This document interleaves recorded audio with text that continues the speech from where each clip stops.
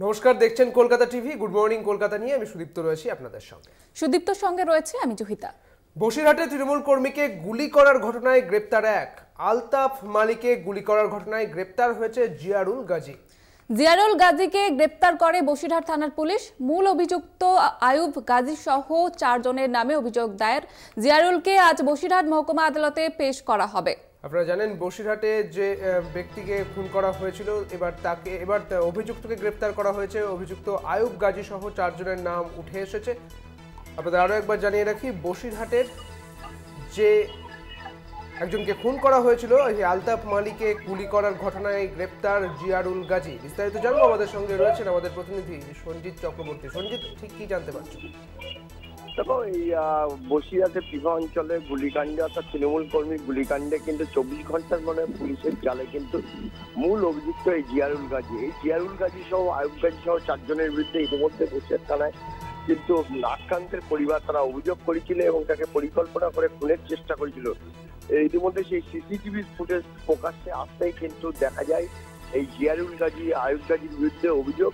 তাদের খতিয়ে দেখে কিন্তু পুলিশ তাকে গ্রেপ্তার করে ধৃতকে আজ বসিরহাট মহকুমা আদালতে তোলা হবে এবং তাকে হেফাজতে নেবে। হেফাজতে নিয়ে কি কারণে এই ঘটনা ঘটানো, এই তো পরিকল্পিতভাবে হামলা চালালো, এটা নিয়ে রীতিমতো চাঞ্চল্য ছড়িয়েছে। তুমি জানো, গত 24 ঘন্টা ধরে বসিরহাটের বিভিন্ন জায়গায় পিভা অঞ্চলে তৃণমূল কর্মীদের বিক্ষোভ। কেন আলতাফ এই মালিক কিন্তু এলাকায় দক্ষ সংগঠক, অর্থাৎ তৃণমূলের এবার নির্বাচনে সামনের থেকে নেতৃত্ব দিয়েছে, তাকে পরিকল্পনাভাবে খুনের চেষ্টা করা হয়েছিল। কিন্তু এর পিছনে এই গুলি করার পিছনে কি কারণ ছিল? বিশেষ করে একদিকে যেমন বিভিন্ন প্রশ্নচিহ্ন উঠে গেছে, একদিকে পুরনো শত্রুতার যে জমি সংক্রান্ত বিবাদ, না রাজনৈতিক কোনো ইস্যু ছিল, এটাও তদন্তকারীরা দেখে নিতে চাইছে। তাকে হেফাজতে নিয়ে নতুন কোনো তথ্য উঠে আসে না, বাকিদের খোঁজে তল্লাশি ইতিমধ্যে বসিরহাট পুলিশ জেলার পক্ষ থেকে শুরু করেছে। এই ঘটনার 24 ঘন্টার মধ্যেই কিন্তু এই জিয়ারুল গাজীকে গ্রেপ্তার করে বসিরহাট থানা পুলিশ, এবং বিশেষ করে এর সঙ্গে আর কারা কারা যুক্ত আছে সেটাও তদন্তকারীরা একবার দেখে নিতে চাইছে। একদম অনেক ধন্যবাদ সঞ্জিত, তোমাকে। আমাদের সঙ্গে ছিলেন আমাদের প্রতিনিধি সঞ্জিত চক্রবর্তী। বসিরহাটে তৃণমূল কর্মীকে গুলি করার ঘটনায় গ্রেপ্তার এক। আলতাফ মালিকে গুলি করার ঘটনায় এবার গ্রেপ্তার করা হয়েছে একজনকে। 4 জনের নাম সামনে এসেছিল, তবে তদন্ত শুরু করে একজনকে ইতিমধ্যে গ্রেপ্তার করেছে, বাকিদের খোঁজে চলছে তল্লাশি। একদম জিয়ারুল গাজী নামে একজনকে গ্রেপ্তার করা হয়েছে। সেই সঙ্গে বসিরহাট থানায় পুলিশের মূল অভিযুক্ত আয়ুব গাজী সহ 4 জনের নাম অভিযোগ দায়ের করা হয়েছে। জিয়ারুলকে আজ বসিরহাট মহকুমা আদালতে পেশ করা হবে।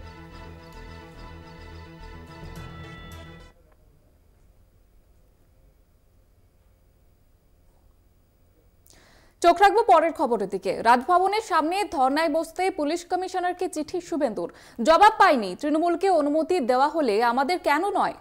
প্রশ্ন বিরোধী দলনেতা। রবিবার 100 জন আক্রান্তকে নিয়ে রাজ্যপালের সঙ্গে দেখা করবেন বিরোধী দলনেতা। ভোট পরবর্তী হিংসার অভিযোগ খতিয়ে দেখতে রাজ্যে আসছে বিজেপির প্রতিনিধি দল।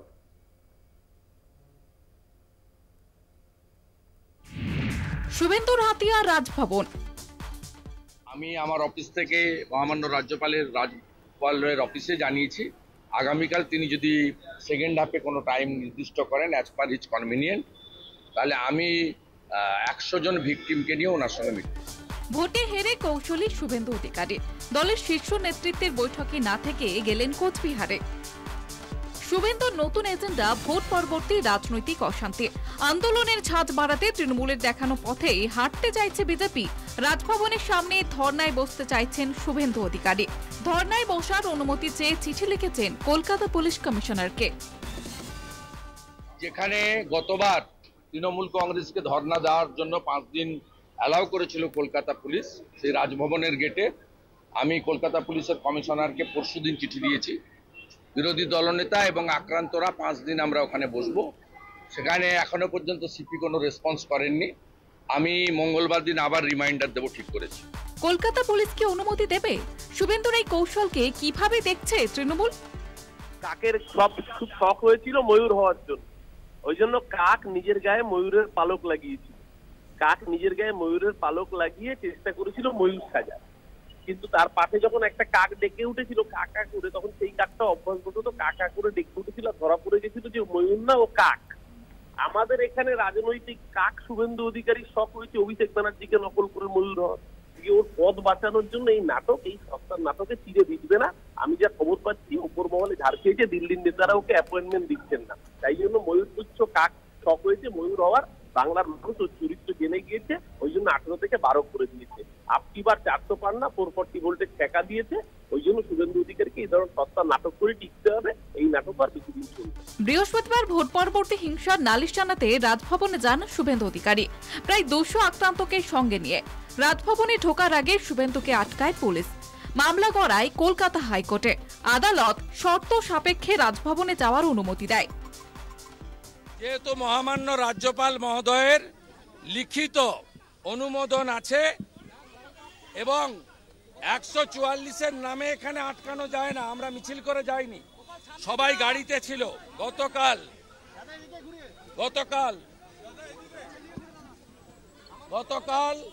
Governor office 200 victim with LOP.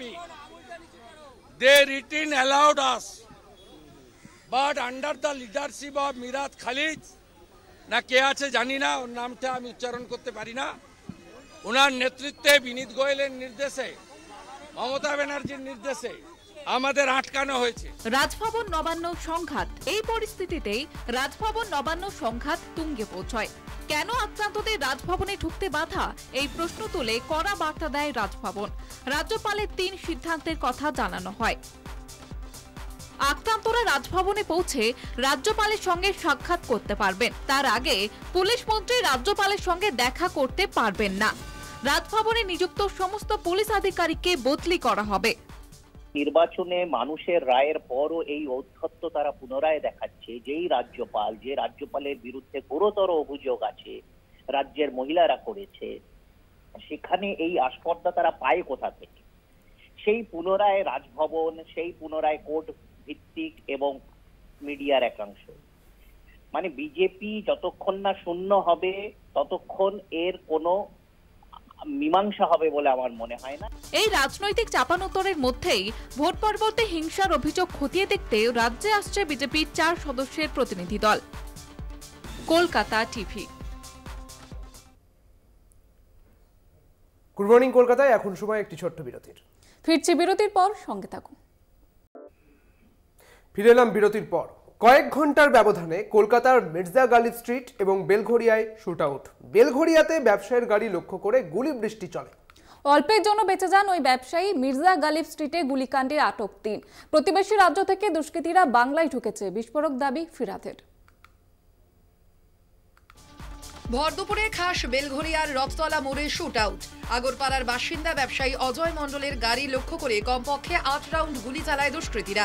Police সূত্রের খবর, ব্যবসায়ী অজয় মণ্ডল শনিবার দুপুরে তার গাড়িতে কলকাতার দিকে যাচ্ছিলেন।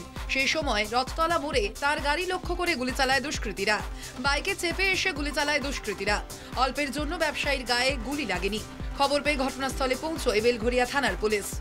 অজয় মণ্ডল নাম ওনার। ওনারা ক্যালকাটা দিকে যাচ্ছিলেন, তখন বাঁ দিক থেকে একটা মোটরসাইকেল ওভারটেক করে, এন্ড সেই সময় যেটা আছে ওনার গাড়ি লক্ষ্য করে ওরা গুলি চালায়। ওনার কাছ থেকে জানতে পেরেছি যে ওনাকে টাকা চাওয়ার জন্য র্যানসাম কল যেটা বলি যে আমরা, ওনাকে তার জন্য কিছু লোকরা কল করছিলেন। সেটা উনি কারোর সঙ্গে আমাদের থানার সঙ্গে শেয়ার করেননি, বাট এখন আমরা জানতে পেরেছি। আমরা তদন্ত স্টার্ট করেছি, আমরা শীঘ্রই কিনারা করে লোকটিকে অ্যারেস্ট করব। ভিন রাজ্য থেকে দুষ্কৃতীরা বাংলায় ঢুকে দৌরাত্ম্য চালিয়ে পালিয়ে যাচ্ছে বলে অভিযোগ শাসক দলের। তবে কোনোভাবেই দুষ্কৃতীরা পার পাবে না বলেন ফেরহাদ হাকিম।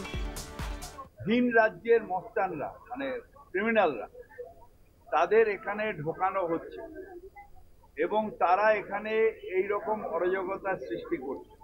তো ক্রিমিনাল অ্যারেস্ট হবেই, পুলিশ অ্যাক্টিভ আছে, কিন্তু এই অরাজকতাগুলো ইচ্ছা করে আমাদের যারা বিরোধী দল আছেন তাদের কৃপায় তারা ইচ্ছা করে অরাজকতা করছে। এই লোকটার কাছে 10 লাখ টাকা চেয়েছে। আচ্ছা, একে আমরা বলি চমকাবার জন্য গুলিটা চালিয়েছে। যদি মারতে চাইতো তো মেরেই দিতে পারে। পুলিশ ধরে গুন্ডারাজ দমন করতেই হবে, যেভাবে হোক, যেই করবে, যেই সরকারে আমাদের আছে করবেই। এটা গুলি চালিয়ে তো এটাই তো পশ্চিমবাংলাকে হেয় প্রতিপন্ন করার চেষ্টা করছে কিছু লোক। শুক্রবার মধ্যরাতে শহর কলকাতার বুকে গুলি চলে। মির্জা গালিব স্ট্রিটে গুলি চালনার ঘটনায় গুলিবিদ্ধ হয় এক যুবক, তার পায়ে গুলি লাগে। গুলিবিদ্ধ যুবক এসএসকেএম হাসপাতালে ভর্তি। এলাকাবাসীর দাবি বাইকে ওভারটেক করা নিয়ে গন্ডগোলের সূত্রপাত। এই ঘটনাকে ঘিরে গভীর রাতে শুট আউটের ঘটনা ঘটে। মির্জা গালিব স্ট্রিটে গুলি চালনার ঘটনায় 3 জনকে আটক করেছে পুলিশ। কলকাতা টিভি।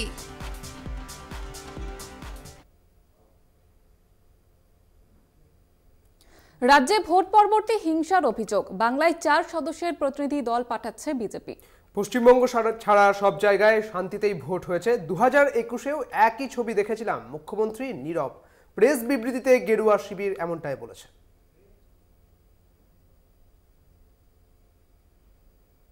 ভোট মিটতেই রাজ্যে ফের বিজেপির প্রতিনিধি দল। ভোট পরবর্তী হিংসার অভিযোগ তুলে শাসক তৃণমূলের বিরুদ্ধে সুর চড়াতে চাইছে বিজেপি, আর তাই প্রতিনিধি দল পাঠানোর সিদ্ধান্ত। 4 জুন রেজাল্ট আউটের পর থেকেই রাজ্যে হিংসা হানাহানির খবর, যার জল গড়িয়েছে আদালতে। 21 জুন পর্যন্ত রাজ্যে কেন্দ্রীয় বাহিনী মোতায়েনের নির্দেশ দিয়েছে আদালত। এই পরিস্থিতিতে রাজ্যে প্রতিনিধি দল পাঠানোর সিদ্ধান্ত নাড্ডার। কি কারণে ওই সিদ্ধান্ত? বিজেপির দাবি 28টি রাজ্য ও 8টি কেন্দ্রশাসিত অঞ্চলে শান্তিতেই মিটেছে ভোট, একমাত্র পশ্চিমবঙ্গেই হিংসা হানাহানি হয়েছে। 21 বিধানসভার ভোটের পরেও একই ছবি দেখা যায়। মুখ্যমন্ত্রী চুপ করে বসে আছেন, আর তার দলের অপরাধীরা বিরোধী দলের উপর অত্যাচার চালিয়ে যাচ্ছে। তৃণমূলের ওপর হামলা হচ্ছে, এই কথা যেটা তৃণমূল বলছে একেবারে মিথ্যে নয়।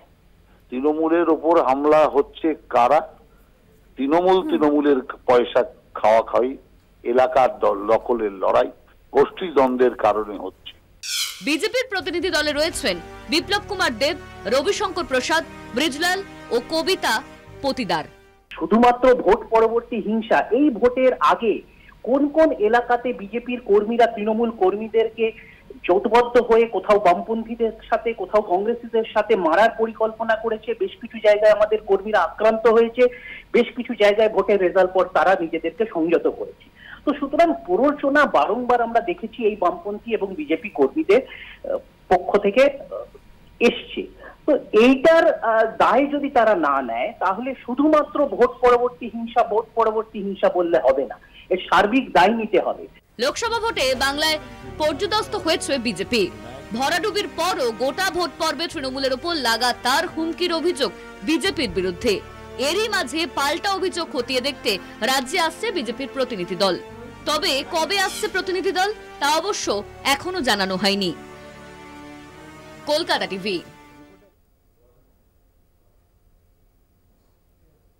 এখন সময় আরো একটি ছোট্ট বিরতির। ফিরছি বিরতির পর, সঙ্গে থাকুন। ফিরে এলাম বিরতির পর। সিকিমে বৃষ্টি কমায় তিস্তা নদীর জলস্তর কমেছে। গরুহাটির বেহাল নিকাশি ব্যবস্থার সমস্যায় ব্যবসায়ীরা। অন্যদিকে মাদারিহাট থেকে টোটোপাড়া যোগাযোগ বন্ধ, যার জন্য সমস্যায় পড়েছেন এলাকার বাসিন্দারা। আলিপুরদুয়ার পৌরসভার 17 নম্বর ওয়ার্ড এলাকায় নোনাই নদীর বাঁধের একাংশ ভেঙে বিপত্তি। কালিম্পংয়ের ধস কবলিত এলাকা পরিদর্শনে বিজেপি সাংসদ রাজু বিস্তা। টানা বৃষ্টির জেরে কালিম্পংয়ে ধস। শনিবার কালিম্পং জেলার তিস্তা বাজার এলাকা পরিদর্শনে যান সাংসদ। তার অভিযোগ, ক্ষতিগ্রস্ত এলাকায় কাজ করছে না রাজ্য সরকার এবং জিটিএ। তবে ক্ষতিগ্রস্তদের পাশে রয়েছে কেন্দ্র সরকার। ক্ষতিগ্রস্তদের সব রকম সাহায্য করা হবে বলে জানান তিনি। 10 নম্বর জাতীয় সড়কে কালীঝোড়া এলাকায় একাধিক জায়গায় ধসের কারণে রাস্তা বন্ধ ছিল গত 2 দিন। শনিবার প্রশাসনের তরফে জেসিবি লাগিয়ে রাস্তা মেরামতের কাজ চলে। গত 2 দিনের তুলনায় এদিন সকাল থেকে কালিম্পং জেলার তিস্তা বাজারে জলস্ফীতি কিছুটা নিচে নেমেছে। শুক্রবার থেকে সিকিমে সেভাবে বৃষ্টি না হওয়ায় তিস্তা নদীর জল কমেছে। সিকিমে লাগাতার ভারী বৃষ্টিতে পাহাড়ি নদীগুলো ফুলে ফেঁপে উঠেছিল, যে কারণে সমতলের কিছু এলাকায় বন্যা পরিস্থিতি তৈরি হয়। এমনকি তিস্তা তীরবর্তী এলাকায় জল ঢুকে পড়ে। শনিবার পরিস্থিতির কিছুটা বদল হয়েছে। পাশাপাশি তিস্তার জলে প্লাবিত হওয়া ক্রান্তি ব্লকের 2টি গ্রামের জলও কমেছে। তবে এখন সমতলে ভারী বৃষ্টি শুরু হওয়ায় ফের জলস্তর বাড়তে পারে তিস্তা নদীর, সতর্ক জেলা প্রশাসন। বেহাল নিকাশি ব্যবস্থা। বৃষ্টির জমা জলে লাটে উঠেছে আলিপুরদুয়ারের ফালাকাটা ব্লকের জটেশ্বরের শতাব্দী প্রাচীন গরুহাটি। বর্ষায় জলে ভাসছে হাট চত্বর। পরিকল্পনার অভাবে দীর্ঘদিন ধরে কোনো নিকাশি ব্যবস্থা না থাকায় হয়রানির শিকার হতে হচ্ছে গরু ব্যবসায়ীদের। পেটের দায়ে জলমগ্ন এলাকায় লক্ষ্মী লাভের আশায় ব্যবসায়ীরা। দ্রুত গরুহাটির জল নিকাশি পরিকাঠামো ঠিক করার দাবি ব্যবসায়ীদের। ডুয়ার্সে টানা বৃষ্টির ফলে সমস্ত নদী নালা ঝোড়ার জল বৃদ্ধি পেয়েছে। গত 24 ঘন্টায় আলিপুরদুয়ারে বৃষ্টি হয়েছে 210.20 মিলিমিটার, হাসিমারাতে বৃষ্টি হয়েছে 83 মিলিমিটার। বাসটা নদীর জল সেন্ট্রাল ডুয়ার্স চা বাগানের ভিতরে প্রবেশ করছে। নদী তীরবর্তী এলাকায় চা বাগানের বেশ কয়েকটি সেকশনে কাজ বন্ধ রেখেছে বাগান কর্তৃপক্ষ। তিতি নদীর জল বৃদ্ধি পাওয়ায় মাদারিহাট থেকে টোটাপাড়া যোগাযোগ বন্ধ আছে। প্রবল বৃষ্টিতে আলিপুরদুয়ার পুরসভার 17 নম্বর ওয়ার্ড এলাকায় নোনাই নদীর বাঁধের একাংশ ভেঙে গিয়েছে। বাঁধ ভেঙে যাওয়ায় আতঙ্কিত এলাকার বাসিন্দারা। প্রতি বছর বর্ষার সময় জলমগ্ন হয় ওয়ার্ডের বিস্তীর্ণ এলাকা, তাই বর্ষার শুরুতেই বাঁধ ভেঙে যাওয়ায় বানভাসী হওয়ার আতঙ্কে কয়েক হাজার পরিবার। এলাকায় উঁচু নদীর বাঁধ তৈরির দাবি এলাকার বাসিন্দাদের। আলিপুরদুয়ার 17 নম্বর ওয়ার্ড এলাকায় 9 নদীর বাঁধ পরিদর্শন করলেন আলিপুরদুয়ার পুরসভার ভাইস চেয়ারম্যান মামতি অধিকারী। দ্রুত সমস্যা সমাধানে সেচ দপ্তরের ইঞ্জিনিয়ারকে সঙ্গে নিয়ে ওই ভগ্ন বাঁধ পরিদর্শন মামতি অধিকারীর। কলকাতা টিভি। অন্যদিকে বর্ষায় বন্ধ হচ্ছে বন। সরকারি নির্দেশিকা জারি করে বন্ধ করা হলেও গরুমারা জাতীয় উদ্যান। তবে এই ঘটনা নতুন নয়, প্রতি বছরই এই সময়টা জঙ্গল বন্ধ রাখা হয়। তবে কেন জানেন? দেখুন। বন্যপ্রাণীদের বংশবৃদ্ধির উদ্দেশ্যে প্রতি বর্ষায় বন্ধ থাকে জঙ্গল। এবছরও নিয়ম মেনে 16 জুন থেকে বন্ধ হচ্ছে গরুমারা জাতীয় উদ্যান। 3 মাস বন্ধ থাকবে চাপড়ামারি ও নেওড়া ভ্যালি জঙ্গল। 15 সেপ্টেম্বর ফের খুলবে জঙ্গল। বর্ষার এই সময়টা প্রাণীকুলের বংশবৃদ্ধির সময়, পাশাপাশি এই সময়টাতে গাছেরও অঙ্কুরোদ্গম হয়। পর্যটকদের বনে আনাগোনাতে বিঘ্নিত হতে পারে দুইই, তাই বন বন্ধ রাখার সরকারি নির্দেশিকা জারি হয় প্রতি বছরই। এটার রিজন হচ্ছে যে এটা মনসুন ক্লোজার, যেটা প্রত্যেক বছর হয়। এই পিরিয়ডের মধ্যে অ্যানিমালসদের ব্রিডিং সিজন হয়, তো ওই জন্য একটা period of least disturbance to the flora and fauna provide করার জন্য ফরেস্টটাকে বন্ধ করা। কবে থেকে হচ্ছে আর কবে খুলবে? এটা 16 থেকে হবে। It will continue up to 3 months. জঙ্গল বন্ধ থাকায় প্রতি বছরই বর্ষায় মার খায় পর্যটন শিল্প। তবে বনের প্রাণীকুলের মুখ চেয়ে এই ক্ষতি স্বীকার করে নেন পর্যটন শিল্পের সঙ্গে যুক্ত সকলে। জঙ্গল বন্ধ থাকায় বন্ধ থাকে সাফারিও। পুজোর মুখে ফের গরুমারা জঙ্গল খুলবে। সেই সময়ে পর্যটকদের ভিড় আশা করছে পর্যটন শিল্পের সঙ্গে জড়িতরা। জলপাইগুড়ি থেকে সুজিত দের রিপোর্ট, কলকাতা টিভি।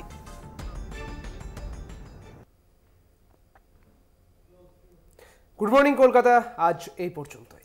দেখতে থাকুন কলকাতা টিভি, রাত 3 7 দিন।